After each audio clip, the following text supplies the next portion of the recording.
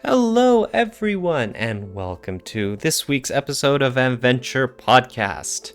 I am your host, Haros113, alongside MR. And today, we will be discussing festivals in visual novels. Festivals, yes, a time of joy. The special occasions of life so common in the JP settings and visual novels, anime, manga, all sorts of stuff. Not just in high school, but all the classics as well, in fictionalized environments too, in all sorts of other strange worlds and settings. Who loves a good festival, of course? So, MR, with all the wide world of festivals at our disposal, how would you like to introduce us to them? Well, I have to do the honors and bring the typical festival. So the one that you default pretty much when you hear festivals in Vienna. So it has to be a high school setting.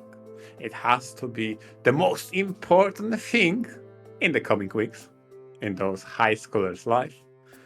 And the title that exemplifies that, I think the most would be School Days. So the School Days is a title that is or the borderline of VN because it uses a very unique animation style in which everything is pretty much seamlessly animated as in an anime, but occasionally you get a pop-ups in form of choices, and you have to navigate on the top of the UI the affection gauge between two characters. It's a love triangle story in a high school setting.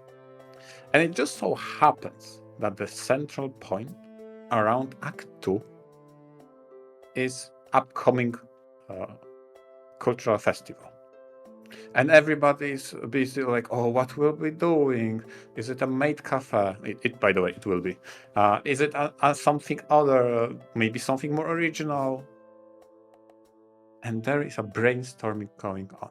In the meantime of that, because this take a backstage for now, the character struggles in his relationship between those two characters.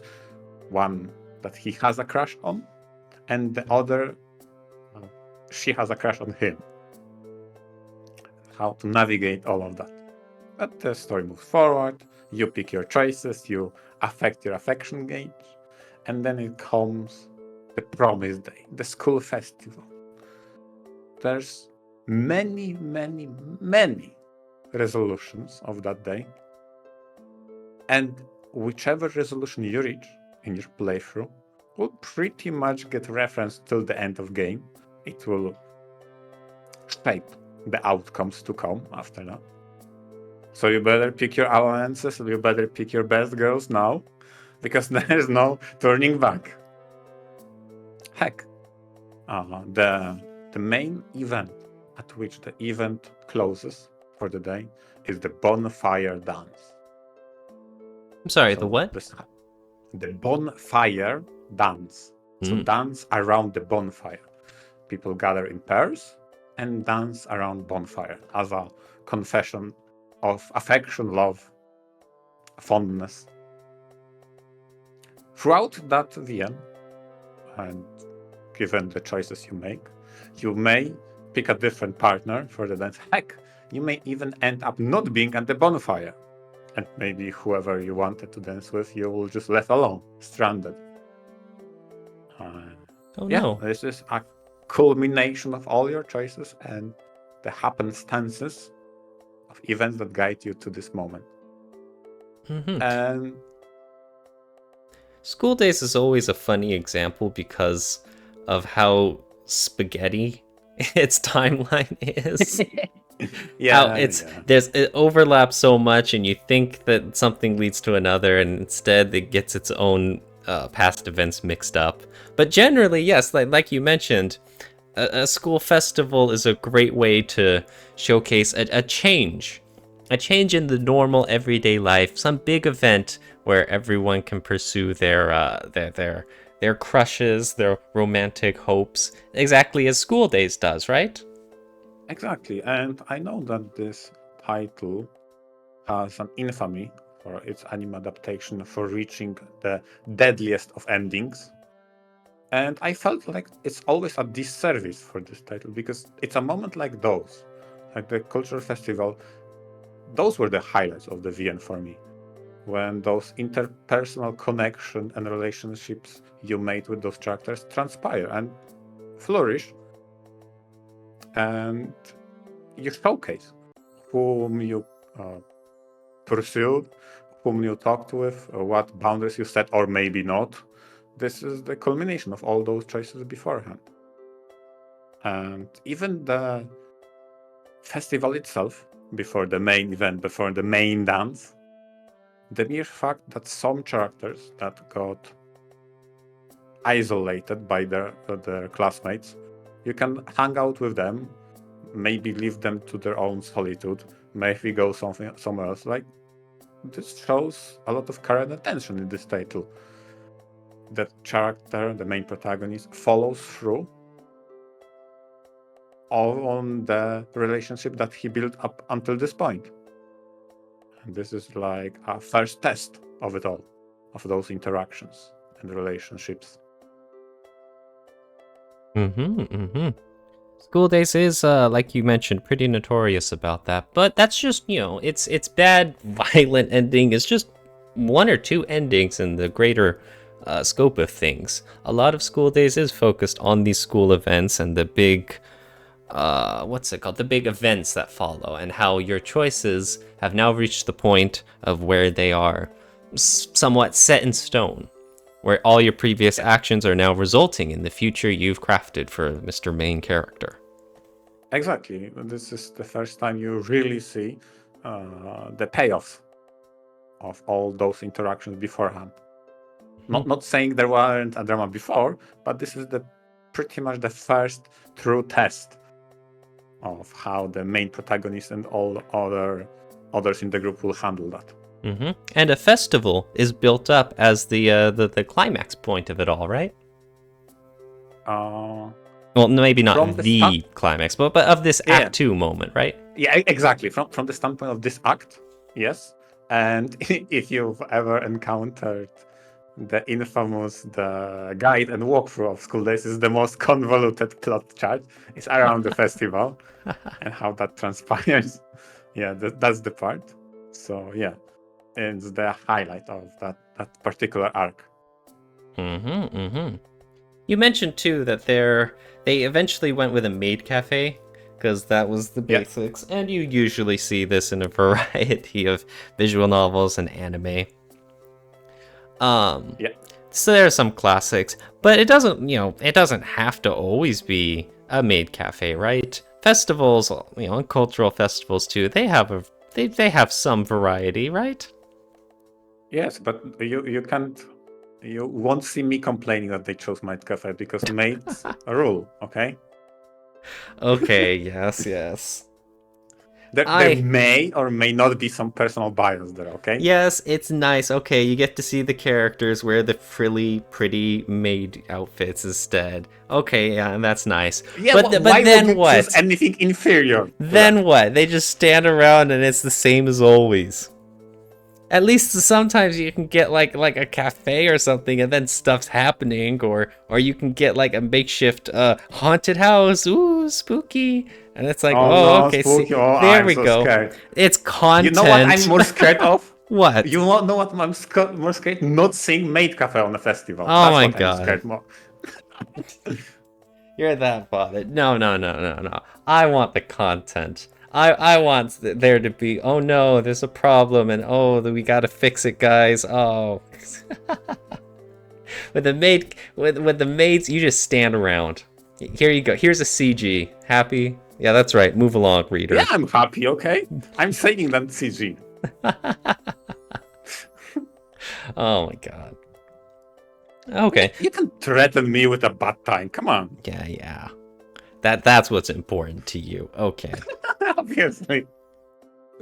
But yeah. Like you mentioned, School Days is a very typical example. Yeah. It's the high school setting. Here's a festival. It serves as an important marker, not just in universe for the characters, but also in the story structure. Exactly, especially since it's a high school settings, for those high schoolers, there's nothing else that matters. The festival is be all and all the most important thing. Surely their life will be ruined after the festival. That's the most No. important part that you need to prepare. These are of the Obviously, utmost importance. yeah, exactly. That's their perspective.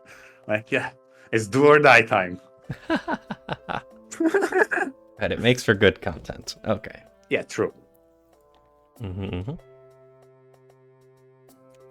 On So that, what's your example? exactly. Now, that school days is a very typical example of a festival, but I wanted to go something a little more out there, something that fit the spirit, but not at all maybe the letter of a festival in a visual novel. And so with my example, I thought, you know what, let's go with Chusotsu 1.5th graduation, the fan disc to Chusotsu. I won't get too involved into the plot of what exactly a Chusotsu is, because that might take too long and we might get distracted. But the gist of things is that the main character and her friends are going to be visiting and taking part in one giant doujin manga festival. It's a big old meetup, like Comic-Con, and they're going for the first time. They'll have a few cool guides with them, and they're going to be experiencing this wondrous land full of all sorts of fans with love for manga. This isn't, like I mentioned, this isn't exactly the letter of the kind of festival you expect in the typical high school homeroom, setting up the maid outfits or the cafe or whatnot, but it still very much fits in the theme of a festival. It's a gathering for all sorts of people in a community to celebrate something, and in this case it's about celebrating their love for the art. It's about sharing their wondrous ideas and their creative thoughts and their joy in creating and reading and spreading their beloved works. This is something that the main characters obviously enjoy very much. The new character Monami, who's involved as an artist herself. And along the way, of course, there are some story beats that cause conflict and drama, but it all takes place in this backdrop of this huge, wonderful, what's it called? The moving castle that takes place as the grand festival dedicated to indie and amateur manga efforts.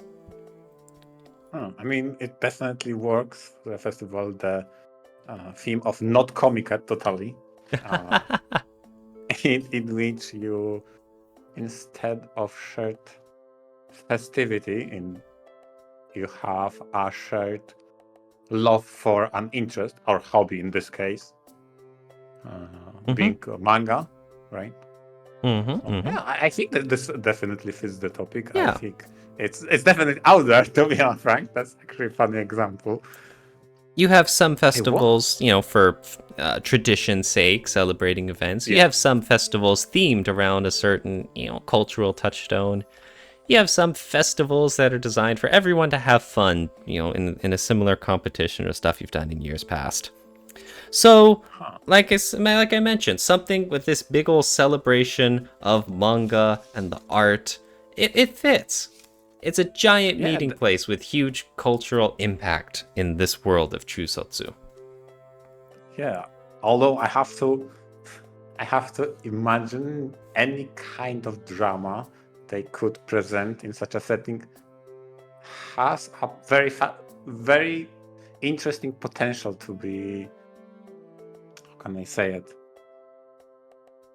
compelling for those fans or enthusiasts. What kind of drama could you create in such a setting? Now you make my mind wander. Like I mentioned, this is a fan disc to the original Chusotsu First Graduation visual novel, and the world of Chusotsu is a little too complicated for me to get into. It's not an easy explanation, but so the main conflict arises from that.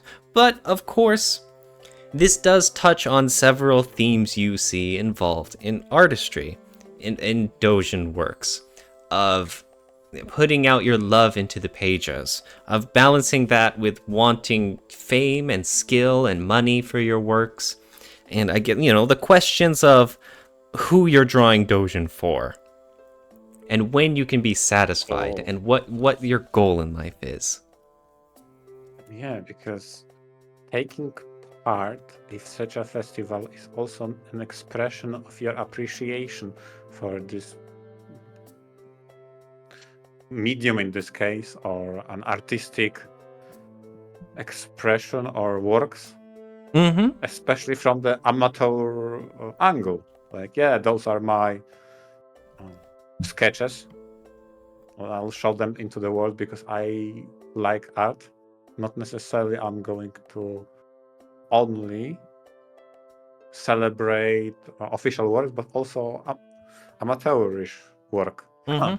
Interesting. I think what really helps make this a festival is that it's very much evident how much everyone supports the community. This is about Dojin work as a whole. It's not just about individuals who are trying to celebrate their own work and spread their own, happiness to others. It's about taking part to see what everyone else is doing, the cool stuff you may find, the nice conversations you may have, and really feeling the love from everyone else. It isn't just a marketplace, you could say. It's truly a festival in the meaning of the world, a celebration of yourself and others and manga as a whole. Yeah, because it's a gathering of like-minded individuals around a singular binding topic. Huh.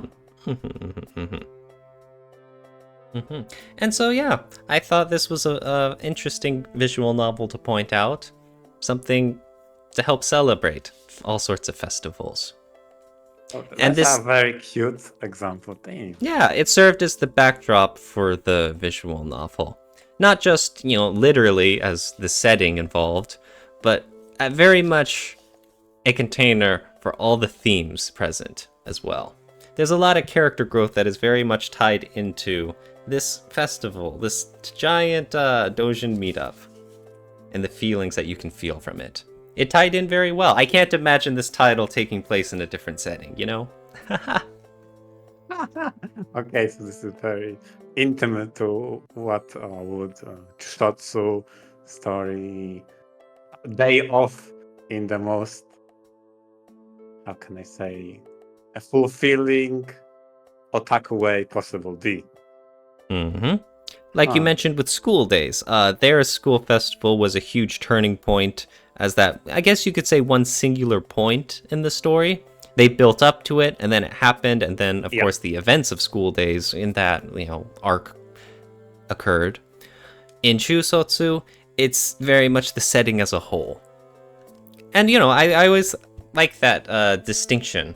There's the different ways a visual novel setting can affect the characters, the plot, the themes, even the conflicts themselves. And so when you have something like a school festival, which can be part of the setting, part of the plot, it can really exert itself a lot of different ways. And that's something that became more and more clear to me as I thought about Chusotsu. And, even the School Days example as a very typical high school festival. Very interesting ways they can affect a visual novel. Huh, true. I agree, yeah. But yeah, I very much enjoyed that setting in Chusotsu 1.5. There was a huge benefit to the story. Overall, I had fun. I'm glad you enjoyed it. And speaking of things I did enjoy and would fit into this topic, we haven't had it in a while, so I had to. I had to. I felt obligated, otherwise my reputation would suffer. I had to bring Eveniko. Eveniko! There it is! Oh. There it is. So, I specifically chose Eveniko to invert the example from School Days two ways. One, it's not the typical high school. This is the fantasy world. And the second part, it's not the main focus, but rather a side plot. Okay, so let me explain.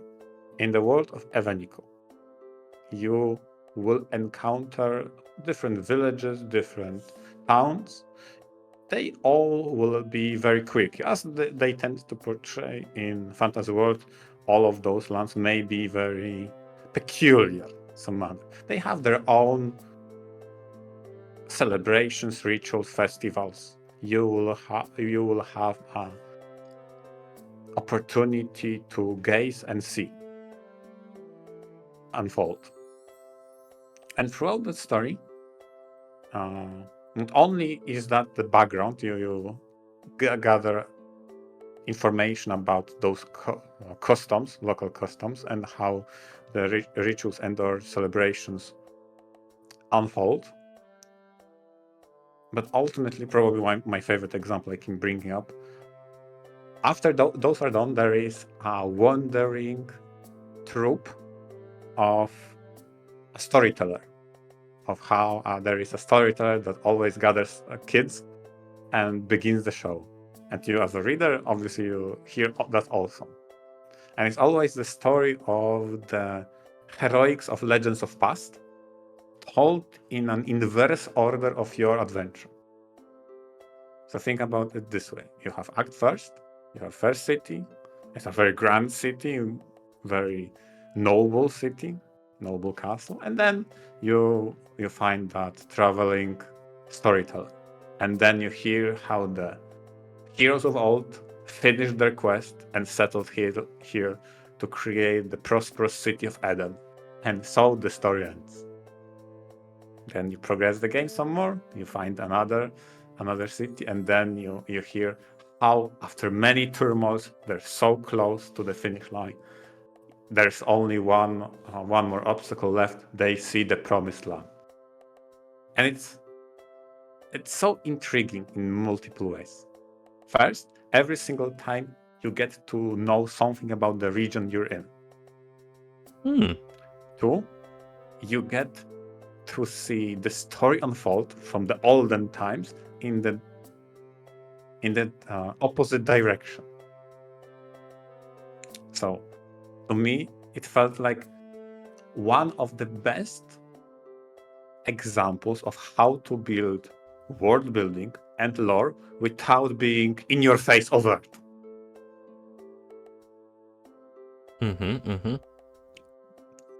Probably one of my favorite examples of how to turn glossaries or encyclopedias that exist in some titles into the story itself, to be interwoven to all of that. Because it's optional, right? Yeah.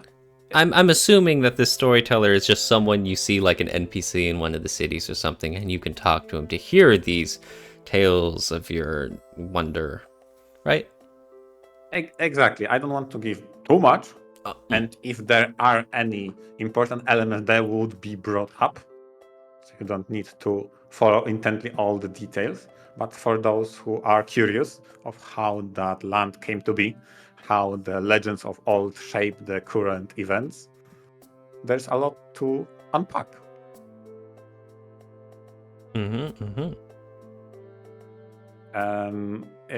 It fits because Evangelical Fundamental is a story about the protagonist who sets out on a quest to uncover the conspiracy of a shadowy organization and kinda gathers a Scooby-Doo gang of mysteries to solve all the mysteries in every region they come across, which requires you to get the knowledge of how that region functions, whatever that would mean. And some of that can be derived from their culture, their celebrations and festivities, and maybe spookier in rituals sometimes. Learning more about, I guess you could say, the history. In this case, the festivals being more of a cultural touchstone of these lands in their past. Yes, it is kind of convenient how often you run into, oh, there's a big event coming up, don't forget, and then you switch the region and wait, there's an event coming up, like, oh god, here we go again. Hey, it makes you a wonderful tourist. You've got... Oh yeah, that's actually, yeah, very well put. Yeah, I'm a tourist cursing the world from one event to another. You got such a perfect schedule. Exactly. Now, and it just so happened. Yeah, go ahead. And it just so happened to line up on the path of the history of old. Yep. Now, I don't know if you could talk about this. I hope you can. But in one of the scrolling images you have in the background on our YouTube visuals, it's what looks to be the main character and one of the girls in a fireworks show. Can you talk about that?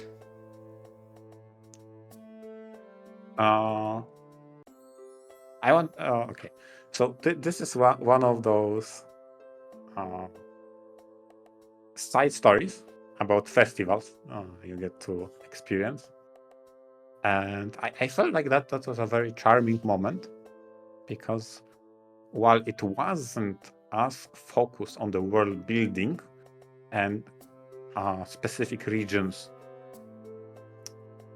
culture, it had a clash of perspectives of a secluded character who was, can I say, who and her childhood isolated, experiencing what it is to celebrate. But the idea of having a common thing to gush over and celebrate and be joyful means for someone who is otherwise grew up being isolated from communities, so didn't have any bonding agents with other people. Oh. So that's very, very cute way in which Evenicle also portrays festivities. Festivals can also be very private. They can just be for a few people. I guess to a certain degree, that just makes them parties, huh? Yeah, fair enough. But those could be a special moment for few peoples, even though the festival itself is more grand than just a party. And this is one of the case of being a very personal event, in which the protagonist shows the joys of, you know what, it's good to celebrate. You never did, so let me show you how to do it. Oh, that's sweet. And it fits in the central theme of Evenicle of finding home amidst a very hostile world that, despite being guided by good principles, in this case Evenicle is a world bound by two divine laws you cannot break. There is no killing, and there's no infidelity allowed. And you will think that would lead to utopia, but what it creates is a very broken system and a desperate world. And despite all of that, to find a home, find a place you belong, is a central message. Even in the most desperate and hostile situation, in a world that is out to get you, do the best to create the home you want to return to.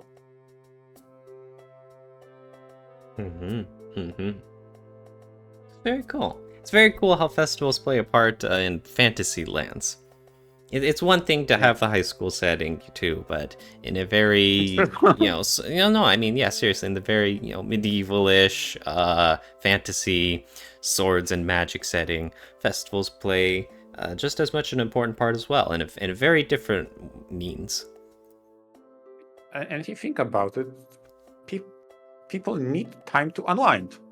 And if you create a system in which you provide those, be it culturally, be it as a mayor of a city that says, okay, let's celebrate Labor Day the best way we can by not doing any labor, then that's it. I have to throw that in. Hey man, I'll take every holiday I get. I understand. But yeah, I think we've covered a few different types of festivals out there and celebrations and what they mean and how they affect stories. Good variety. Yeah, and exactly. I have to say the Chusatsu example is is something I did not initially went for. So, for example, binding by hobby or an exhibition of your interest. That's a very cool example. I always approach that, or at least I assumed the topic to be around region, right? And you brought up an interest as a central focal point.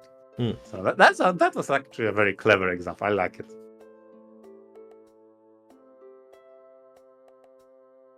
Okay, and on that note, I think we reached the end. Thanks all our listeners for listening in. And if you have an example of a festival from VM that you remember, type it in the comment. And for the rest, venture out. Venture out.